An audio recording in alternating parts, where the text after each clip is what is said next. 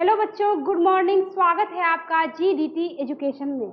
आज के वीडियो में आप लोग हिंदी व्याकरण में पहला चैप्टर पढ़ने वाले हैं जो वर्ण विचार है। तो आइए वर्ण विचार को समझिए। वर्ण विचार यानी ऑर्थोग्राफी। बच्चों, वर्ण विचार किसे कहते हैं? आपका पहला क्वेश्चन है, वर्ण विचार किसे कहते हैं? जिसमें अक्षरों या वर्णों के उच्चारण, अक्षर या वर्ण, बात एक ही हुई, ठीक है। कहता है जिसमें अक्षरों या वर्णों के उच्चारण, आप लोग उच्चारण सीखेंगे कि कैसे उच्चारण होता है, आकार, भेद तथा उनसे शब्द बनाने के नियमों का वर्णन हो। व्याकरण के उस विभाग को क्या कहा जाता है? वर्ण विचार, ठीक है। यानी आप इसमें सीखेंगे कि वर्णों का उच्चारण किस तरह से होता है, आकार कितने हैं, आकार कैसा है, भेद कितने हैं और उनसे शब्द कैसे बनाया जाता है। यानी इन सारी नियमों का जो वर्णन किया जाए उसी को कहा जाता है वर्ण विचार। अब है अगला क्वेश्चन, वर्ण किसे कहते हैं? तो जिसके खंड या टुकड़े नहीं हो सकते उस मूल ध्वनि को क्या कहते हैं बच्चों? वर्ण कहते हैं। या फिर कहते तथा वर्ण को अक्षर भी कहा जाता है। जैसे में अ, हर्षी, क, च, ट, त, प, य आदि, यानी इसी को आप कह सकते हैं वर्ण या फिर अक्षर। आप इसी को कह सकते हैं वर्ण या फिर अक्षर। जैसे में अ और हर्ष, कौन सा वर्ण? स्वर वर्ण। अब बाद बाकी जो बच गया व्यंजन वर्ण। अगला क्वेश्चन है, वर्णमाला किसे कहते हैं? वर्णों के क्रमबद्ध समूह को क्या कहते हैं? वर्णमाला कहते हैं क्रमबद्ध समूह को। यानी जितने सारे वर्ण है और उसका जो समूह है उसी को क्या कहते हैं? वर्णमाला कहते हैं। आधुनिक हिंदी में कुल कितने वर्ण है बच्चों? 52 वर्ण है। कितने हैं? 52। अब 52 वर्ण में से भी अलग किया गया है, दो भागों में बांटा गया है कि 52 में कौन कितना है। तो स्वर वर्ण देख लीजिए, हिंदी में कुल 52 वर्ण है, जिसमें स्वर वर्ण की संख्या कितनी है बच्चों? 11 है। आप गिन सकते हैं यहाँ अ से लेके औ तक। हाँ, टोटल आपको संख्या है कितनी? 11, ठीक है। और व्यंजन वर्ण जिसका है आपको क वर्ग से लेकर प वर्ग, जो टोटल है आपको बच्चों 25। टोटल है 25। यानी इसमें अ, आ, हर्षी, दीर्घी, हर्षु, दुर्गु, री, ए, ऐ, ओ और औ, ये हो गया आपको स्वर वर्ण, जिसे कभी भी किसी की सहायता लेनी नहीं पड़ती है। स्वर वर्ण को कभी भी किसी भी कीमत पे सहायता नहीं लेनी पड़ती। लेकिन ये जो क वर्ग से प वर्ग है ना बच्चों, ये जो 25 है ना, ये बिना स्वर वर्ण की सहायता से, जी, बिना स्वर वर्ण की सहायता से चल नहीं सकता, ठीक है। तो इसी क वर्ग से प वर्ग तक को, यानी क वर्ग और प वर्ग तक की जो 25 जो अक्षर है, ठीक है, इसी को आप कह सकते हैं स्पर्श व्यंजन। क्या कहेंगे? स्पर्श व्यंजन। अगर आपसे पूछ दिया जाए कि व्यंजन कितना है, वैसे तो व्यंजन आपको कुल मिला के 41 है। 41 व्यंजन वर्ण हो गया और 11 स्वर वर्ण हो गया, ठीक है। तो स्वर वर्ण की संख्या कितनी है? 11। और व्यंजन वर्ण की 25 से नहीं है और है आगे। ये तो 25 हो गया आपको स्पर्श व्यंजन। कौन सा? स्पर्श व्यंजन। अब आगे देखिए और भी व्यंजन है, और है यहाँ पे 16। ये कुल हो गया आपको कितना? 4 4 4 12 और 4 16, ठीक है। यानी 25 और 16 कितना हो गया? 41। कितना हो गया? अरे पीछे 25 था ना, और यहाँ पे कितना है? कितना हो गया? 6 5 11 2 2 1 3 1 4। कितना हो गया? एक। जी, ये हो गया, ये 41 आपको हो गया व्यंजन वर्ण। और स्वर वर्ण कितना था? जी, स्वर था आपको कितना? स्वर था आपको 11। तो इसी में 41 में 11 जोड़ दीजिए तो कितना हो गया? 52। यानी कुल वर्ण आपको कितना हो गया? 52। पीछे आपने पढ़ा कि स्वर वर्ण की संख्या 11, क वर्ग से प वर्ग तक आपको हो गया स्पर्श व्यंजन। है तो व्यंजन वर्ण, लेकिन उसको कहेंगे स्पर्श व्यंजन। और इधर जो ये 16 है, इधर जो ये 16 है, जिसमें यरा लवा को आप क्या कहेंगे? अंता अस्त। तालब श, मूर्धन स, दंत स और ह को क्या कहेंगे? उष्म। अक्षर त्र, ज्ञ और त्र को क्या कहेंगे? संयुक्ताक्षर। हाँ, बड़ा र और ढ को क्या कहेंगे? द्विगुण। द्विगुण, जी, द्विगुण व्यंजन। क्यों कहेंगे द्विगुण? एक ऊपर और नीचे में जो बिंदु लगा हुआ है ना, इसलिए इसको कहा जाता है द्विगुण व्यंजन। और भी व्यंजन क्या होता है? हमेशा आधा होता है। जैसे मान लीजिए क वर्ग का, जैसे मान लीजिए क है, च है, हाँ, जैसे ट है, त है, इसमें सब में आप हलंत लगाइए, तब में आप हलंत लगाइए, तब ये आया अपने असली रूप में। ये अगर आपको पूरा अगर क है, पूरा मान लीजिए च है, तो ये असली रूप में नहीं है, यानी इसमें क्या छिपा हुआ है? अ। क्या है? अ। क्योंकि आप इसमें से मान लीजिए, इसमें से इस क में से आप ऐसे मान लीजिए क है, इसमें से आप यहाँ डैश देके मान लीजिए क में हलंत लगा के हाँ अ निकाल लिए, ठीक है, अ निकाल लिए, तो ये हो गया आधा क। या फिर मान लीजिए यहाँ पे क है, हाँ क हलंत है, इसमें अ लगा के अ जोड़ देंगे तब होता है पूरा क।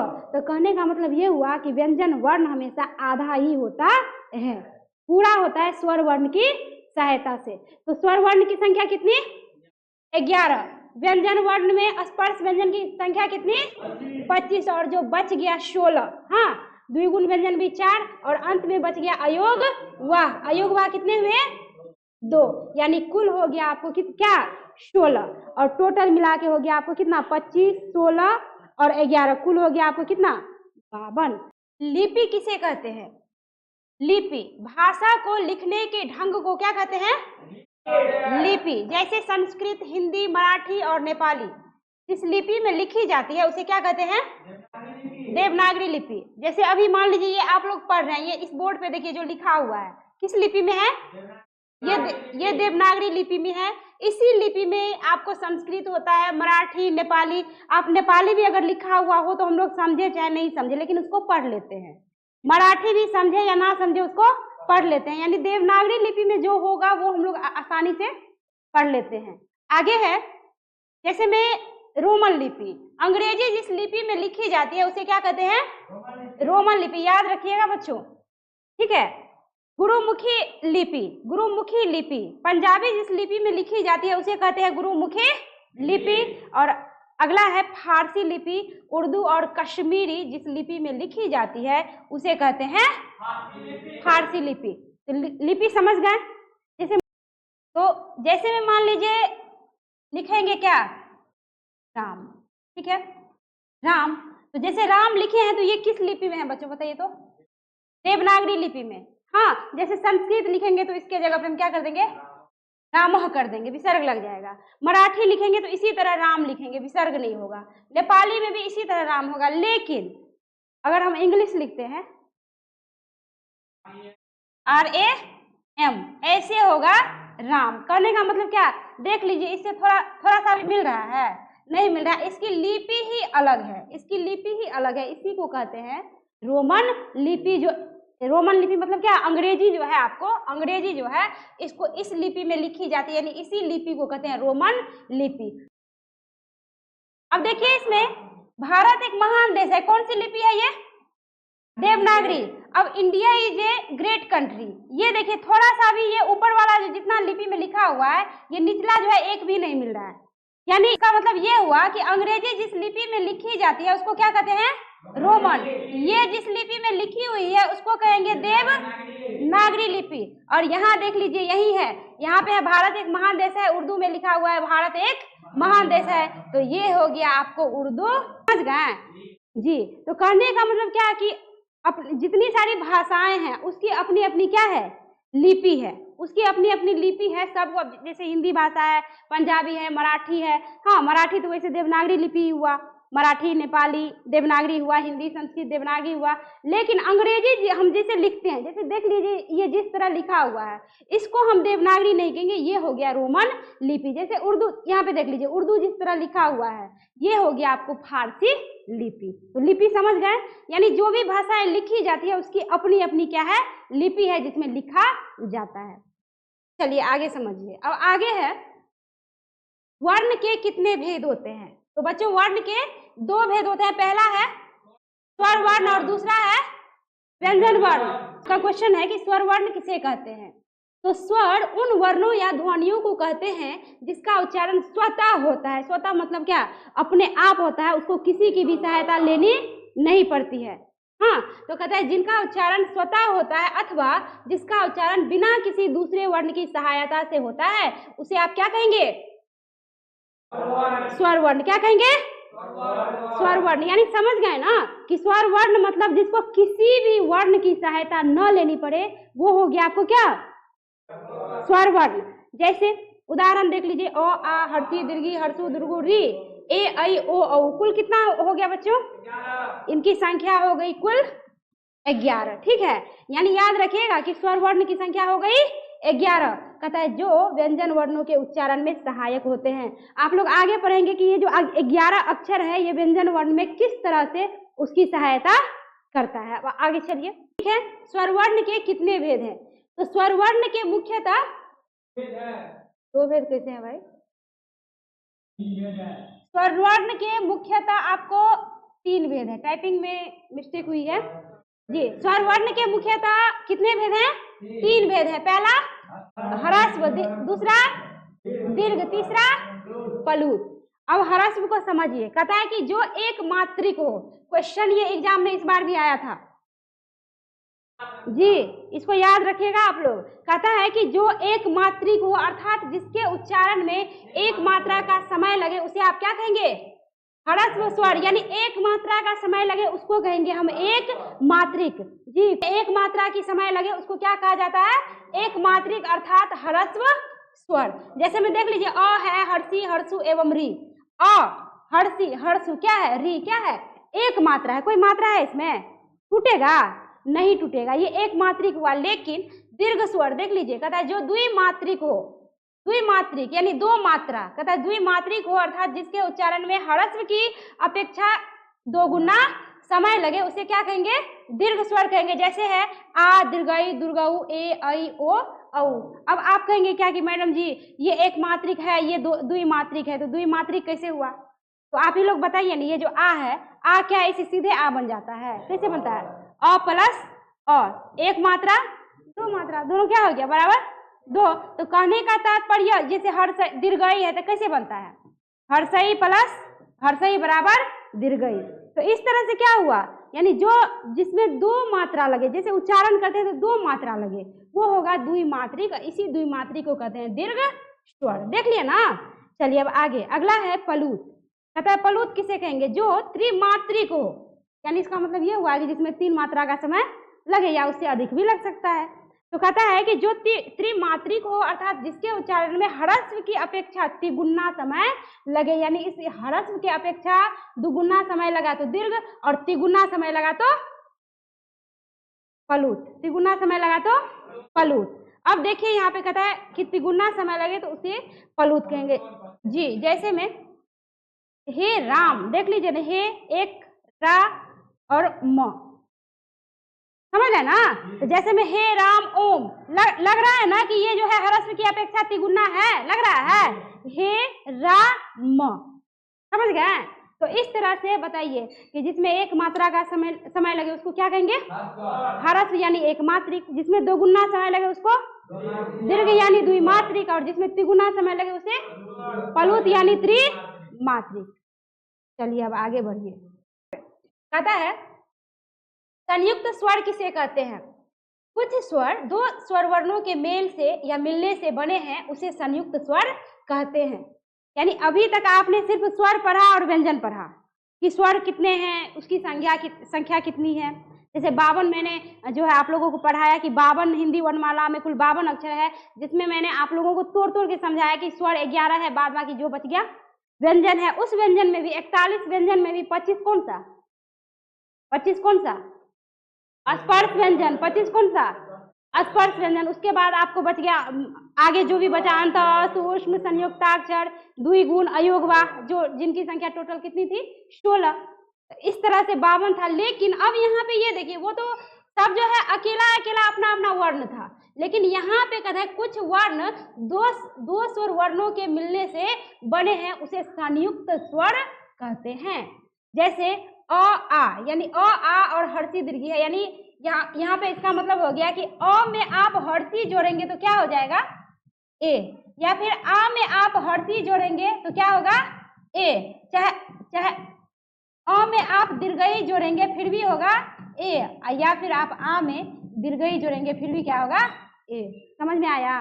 समझ रहे हैं? यानी अ में हर्षी जोड़ेंगे फिर भी ए, आ में हर्षी जोड़ेंगे फिर भी ए, चाहे अ में दीर्घई जोड़ेंगे फिर भी ए, और आ में दीर्घई जोड़ेंगे फिर भी ए। तो इसका मतलब यह हुआ कि आप जैसे ए ऐ ओ औ, ये हो गया आपको क्या? 2 स्वर वर्णों के मेल से बना हुआ वर्ण, ठीक है। तो इसी को हम कहेंगे संयुक्त स्वर वर्ण। जैसे मान लीजिए यहाँ पे देख लीजिए, अ को आप ए से जोड़ देंगे तो बन जाएगा क्या, अई बन जाएगा। इसी अ को अई से जोड़ देंगे तो क्या बन जाएगा, अई। अगर इस आ को ए से जोड़ देंगे फिर भी अई ही बनना है, और इस आ को आप अई से जोड़ देंगे फिर भी अई ही बनना है। इसी तरह यही प्रक्रिया जो है आगे भी होगी। तो समझ गए कि संयुक्त स्वर कैसे बनता है, दो स्वर वर्णों के मिलने से। अब अगला है स्वर मात्रा किसे कहते हैं। तो स्वर के संकेत चिन्ह को मात्रा कहते हैं। स्वर का जो संकेत चिन्ह होता है, स्वर है कितनी, 11। तो यानी स्वर यानी 11 स्वर होते हैं, उसी का जो संकेत चिन्ह होता है उसी को कहा जाता है मात्रा। क्या कहते हैं, मात्रा, स्वर की मात्रा। जैसे फॉर एग्जाम्पल देख लीजिए, जैसे स्वर के संकेत चिन्ह को मात्रा कहते हैं। जैसे मान लीजिए अ, आ हर्षई दीर्घई हर्षऊ दुर्गऊ, री ए ऐ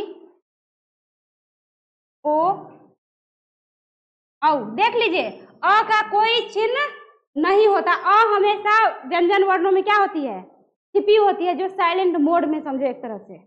हाँ, अ जो है ना, जैसे मान लीजिए आप बोलते हैं क बोले तो क के बाद क्या आ रहा है, अ आ रहा है। और ऐसे भी आप ये क जो है ना, ये अपने शुद्ध व्यंजन रूप में नहीं है। शुद्ध व्यंजन में होता कैसे, जब इसमें हलंत लगा हुआ होता, और हलंत जो लगा हुआ होता है इसी में प्लस अ करते हैं, तब जाके होता है पूरा क। यानी व्यंजन वर्ण बिना स्वर की सहायता से नहीं चल सकता। तो यहाँ पे देख लीजिए अ का कोई चिन्ह नहीं होता, हाँ आ का चिन्ह होता है। ऐसे होता है, जैसे हर्षई हुआ तो ऐसे पीछे से मात्रा लगाते हैं, दीर्घई ऐसे, देखिए ये मात्रा है। हर्षऊ ऐसे होगा, दुर्गऊ री, ठीक है। उसके बाद ए की मात्रा एगो पाए, अई मतलब दूगो पाए, ओ मतलब लकीर पे एगो पाए, और औ मतलब दो पाए। यानी ये जो है आपको ये जो आपको आगे ये जो हो गया आपको कितने, 1 2 3 4 5 6 7 8 9 10, यानी ये जो कुल 10 हो गया, इसी को आप क्या कह सकते हैं बच्चों, मात्रा। क्या कहेंगे, मात्रा। तो आगे जो आप शब्दों का निर्माण करते हैं या फिर व्यंजन वर्ण के माध्यम से कुछ आप लिखते हैं, यानी आप ये समझिए कि शब्दों को लिखते हैं, शब्द का निर्माण करते हैं, तो आपको इसी मात्राओं की आवश्यकता पड़ती है। इसी मात्राओं की जो है आप क्या करते हैं, प्रयोग करते हैं, न कि इसकी। यानी स्वर की प्रयोग नहीं की जाती, मात्राओं की प्रयोग की जाती है। चलिए अब आगे समझिए।